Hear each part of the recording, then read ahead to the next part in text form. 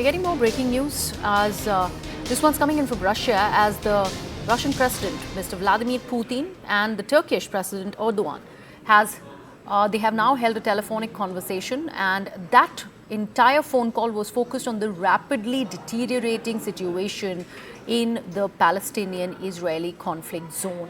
They in fact expressed their deep concern at the continuing escalation of the violence. My colleague Abhishek Jha is joining us with more details. Abhishek, do we know about more details of this phone call between Erdogan and Vladimir Putin, considering they are, in fact, the entire world is watching the situation that continues to escalate after the Hamas attack in Israel. But this particular phone call and the Russian and Turkish support becomes very, very crucial. What do we know about it? Well, Russia and Turkey, they have been a little bit divided over what the world opinion largely has been regarding Israel and Palestine issue.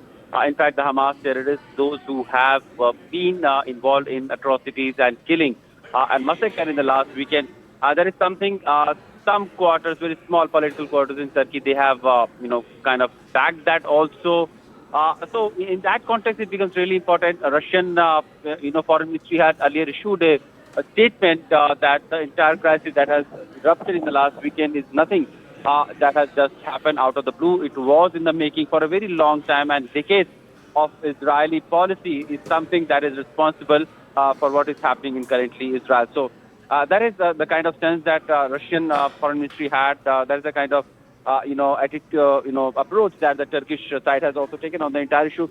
And in that context, if Russian President and Erdogan they have a conversation, that becomes important because it is being talked about if the issues flares up, if it is a conflict that does not limit between Israel and Hamas militants and other neighboring countries also get dragged into this war, then probably other major nations or major power will also be major stakeholder in the entire conflict that will be happening in this region. We have seen Erdogan being, in Russia recently. He was talking or negotiating about this Russia-Ukraine grain deal. So we have a kind of, understanding that the kind of, bilateral coordination Russia and Turkey have had over the issue of major conflicts that involves Russia-Ukraine war also, and that is also happening right now when Israel and Palestinian or Israel and Hamas are in very massive aggressive fighting, and Israel is, of course, getting support from all the EU countries, NATO allies, and USA as well. Absolutely, and that's a very important point that you're making, Abhishek. In fact, Russia and Turkey, to an extent, have stayed away from the Western perspective, and that's why their support is not going openly to Israel, and that's something that is a known fact, and that's why this concerning conversation between the two world leaders. We will keep an eye on this story also. Abhishek, I'd request you to stay on with us. More breaking news coming in, and this is to do with the Israeli Defense Forces, who have constantly gone on to emphasize that the area of the Gaza division has been declared a closed military zone, and they have reiterated that entry there is strictly prohibited, and this constitutes a serious security risk as well as a criminal offense. The IDF has also gone on to attach a map of the area in the Gaza division that has been declared as the closed military zone. Abhishek, details please.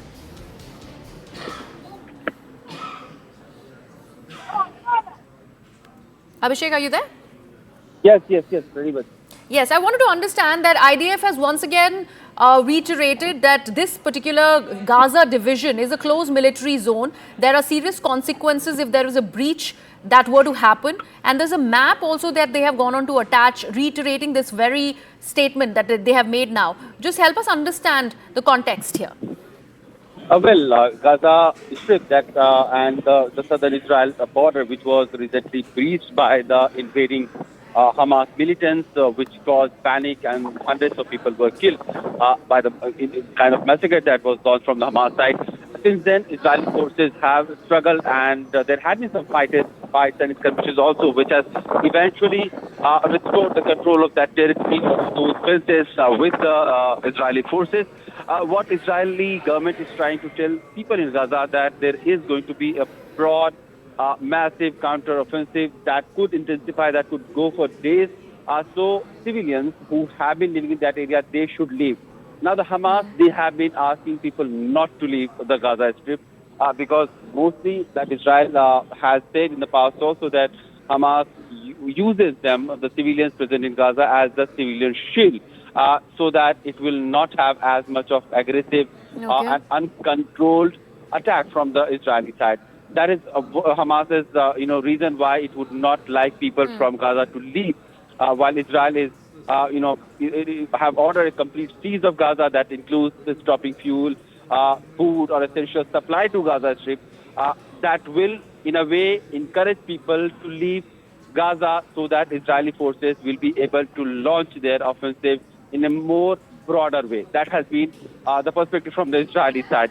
How will it happen? How soon will it happen? That remains to be seen because the world is watching very carefully what is unfolding in Gaza, and they know that if it goes on for a very long time, other stakeholders or other international countries can also get dragged into this long war. Absolutely. And before that, it is already a huge humanitarian crisis, something that the people, Palestinians living inside the Gaza Strip have in fact reached out to the UN to make this entire pounding really by Israel stop, because now they are not left with any kind of amenities, no food, no fuel, no water, only barely a couple of hours of supply remaining with the people. How are they supposed to be living inside that open air prison? And it will in fact force them to flee, and that it becomes a huge question. Where are these people, 2.5 million people, going to go from there? In fact, we are keeping an eye on that story. Right now, we're also bringing you other ground reports that our colleagues have filed for us. News 18's Neeraj Kumar, in fact, is reporting from Roth in Israel, where he was able to capture missiles and destruction in the war zone. Let's take a look at this report that he's filed for us. और जेरौत में है, और जेरौत में हर जगह आप देख सकते हैं ये मिसाइल अभी थोड़ी देर पहले, कुछ मिनटों पहले गिरा है। करम, आप थोड़ा सा नजदीक से दिखाकर चले, हम लोग यहां से निकलेंगे क्योंकि यहां हमें बताया गया कि मूव ऑन, यहां से निकलिए। व्हेन इट ड्रॉप्ड, आप देख सकते हैं थोड़ी देर पहले ड्रॉप हुआ है, कुछ ही मिनटों पहले धुआं निकला है, गाड़ियां रुक गई हैं, लोग यहां रुक गए हैं। मिसाइल आप देख सकते। करम, आप इधर से दिखाइए, करम यहां से तस्वीरें दिखाइए। देखिए हर मिनट गाजा पट्टी से हमला हो रहा है, एयर को सिक्योर नहीं किया। इस तरह से मिसाइल से जब भी हमला होता है वहां देख सकते हैं इस तरह से वहां मिसाइल गिरा और ये आग लग गई। When it dropped. מתי נפל?